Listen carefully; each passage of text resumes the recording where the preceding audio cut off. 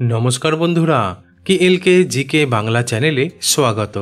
আজকের প্রথম প্রশ্ন, খাবার খাওয়ার পর স্নান করলে কি হয়? উত্তরটি হলো, বেশিরভাগ মানুষই খাবার খাওয়ার আগে স্নান করে নেয়, তবে কিছু মানুষ খাবার খাওয়ার পরে স্নান করে। আর সেই সমস্ত মানুষরা পেটে গ্যাস, অম্বল, বুক জ্বালার সমস্যায় জেরবার হয়ে পড়ে। কারণ স্নান করার পরে আমাদের শরীরের উপরিভাগে তাপমাত্রা কমে যায়, ফলে সেই তাপমাত্রা স্বাভাবিক করার জন্য রক্ত ত্বকের দিকে প্রবাহিত হয়।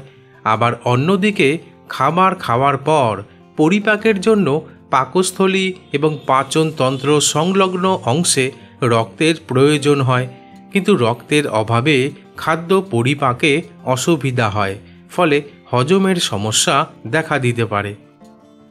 প্রশ্ন, খাবার খাওয়ার পর ফল খেলে কি হয়? উত্তরটি হলো, কিছু কিছু মানুষ খাবার খাওয়ার পর ফল খেতে শুরু করে দেন, কিন্তু পুষ্টিবিদেরা বলছেন যে খাওয়ার পর ফল খেতে নেই, কারণ খাবার খাওয়ার পর ফল খেলে তা শোষণকে সীমিত করে ফেলে, ফলে পেটে হজমের সমস্যা সৃষ্টি করতে পারে, এমনকি খাবারের পুষ্টির মানও পরিবর্তন করতে পারে। প্রশ্ন, খাবার খাওয়ার পর ব্যায়াম করলে কি হয়? উত্তরটি হলো, বিশেষজ্ঞরা বলছেন যে খাবার খাওয়ার ঠিক পরেই ব্যায়াম করলে তা আমাদের হজম প্রক্রিয়াকে ব্যাহত করতে পারে, ফলে বমি ভাব, পেট ফুলে যাওয়া, এমনকি পেট খারাপ হওয়ার সমস্যা দেখা দিতে পারে। প্রশ্ন, খাবার খাওয়ার পর চা বা কফি পান করলে কি হয়?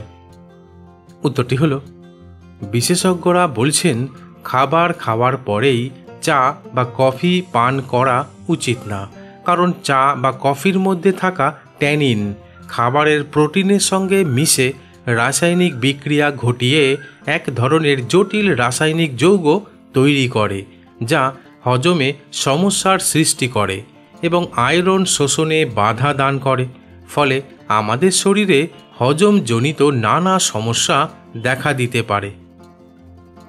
প্রশ্ন, খাবার খাওয়ার পর কি ঘুমানো উচিত? উত্তরটি হলো, বিশেষজ্ঞদের মতে খাবার খাওয়ার পরেই ঘুমানো উচিত না, কারণ খাবার খাওয়ার পর ঘুমালে পাকস্থলীতে উৎপন্ন পাচক রস উপরে উঠে যায় এবং এর ফলে বুক জ্বালা হতে পারে, এমনকি এর ফলে পুরো হজম প্রক্রিয়ায় ব্যাঘাত ঘটতে পারে, ফলে আমাদের শরীরে ক্ষতির প্রভাব দেখা দেবে। প্রশ্ন, খাবার খাওয়ার পর ধূমপান করলে কি হয়? উত্তরটি হলো, আসলে ধূমপান করা এমনিতেই আমাদের শরীরের পক্ষে ক্ষতিকারক, কারণ সিগারেট বা বিড়ির প্যাকেটে লেখা থাকে যে এটি খাওয়া আমাদের শরীরের পক্ষে ক্ষতিকারক। তাই খাবার খাওয়ার পরেই ধূমপান করলে আমাদের শরীরে ক্ষতির পরিমাণ আরও 10 গুণ বেড়ে যেতে পারে, কারণ পুষ্টিবিদেরা বলছেন যে সিগারেটের মধ্যে কার্সিনোজেন থাকে, যা আমাদের ইরিটেবল বাওয়েল সিনড্রোমকে আরও খারাপ করে দিতে পারে, ফলে আলসারেটিভ কোলাইটিস হওয়ার সম্ভাবনা বেড়ে ওঠে। বন্ধুরা, ঠিক এইরকম আরও অজানা নতুন নতুন বিষয় সম্পর্কে সঠিক পরামর্শ নেওয়ার জন্য আমার চ্যানেলটিকে সাবস্ক্রাইব করে দিও।